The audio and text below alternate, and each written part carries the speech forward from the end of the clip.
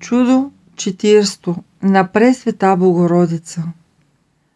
За детето, което било продадено от майка си на дявола, още докато било в утробата й. Живеели мъж и жена, които били богобоязливи, раздавали милостиня и вършили добри дела. Веднъж те взели решение да не правят вече плъско смесване, а да живеят като брат и сестра. Като завидял на техните добрини, дяволът накарал мъжа във Велика събота да прекрачи това общо решение и да прелюбодейства на сила с жена си. И понеже жена му не искала, защото мислила само за великия ден, който настъпвал, рекла му с гняв: „О, безумецо, защо не почиташ този свят ден? Да знаеш, че ще се моля на Бога, ако се роди дете, да бъде на дявола.“ Щом казала това така безотговорно, жената на часа заченала и след време родила мъжко дете, което било много хубаво и колкото растяло, ставало все по-красиво и по-разумно и всеки му се радвало. Като станало на 12 години, дяволът се явил на майка му и рекал: „Да знаеш, че след 3 години ще дойда да взема детето, което сама ти ми обеща.“ Като чула това, майката се натъжила и започнала да плаче всеки ден. Като я гледало така нажалена, детето попитало: „Защо, майко, като ме видиш, плачеш?“ Тогава тя му разказала всичко подробно и то се оплашило дявол да не го отнесе. Една нощ побягнало в Йерусалим и се изповядало на патриарха.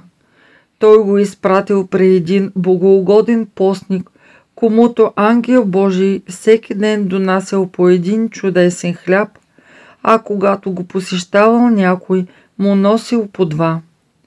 Като пристигнало при стареца, момчето му подало писмото от патриарха, а той, щом го прочел, казал: „Да се молим, чедо, на Пресвета Богородица, която побеждава демоните и която много души е избавила от ръцете им.“ Като казал това, старецът накарал момчето да се моли със сълзи на очи и го задържал в килията си до светлото възкресение, защото тогава изтичали 3 години, откакто дяволът се явил на майка му. Веднъж, когато постникът служил божествена литургия, а момчето стояло със страх и трепет пред светата трапеза, дяволът изскочил из невиделица, грабнал го и го отнесъл в ада. Постникът чул гласа на момчето и много се наскърбил, оставил даровете на светата трапеза и започнал да се моли със сълзи на Бога и на Пресвета Богородица да не го оставят на дявола, а да го избавят. Започнал да чете божествените молитви на светата литургия, за да не остане недовършена, и когато казал: „Велик си, о Господи, и чудни са делата Твои“, момчето изведнъж се озовало в ултара и започнало да слави Света Троица. И след светата литургия старецът причастил момчето и започнал да го пита къде го е водил дяволът и как го е мъчил. А то му отговорило: „Отнесе ме в една тъмна и смрадна пропаст, където имаше безчет души, които се мъчиха.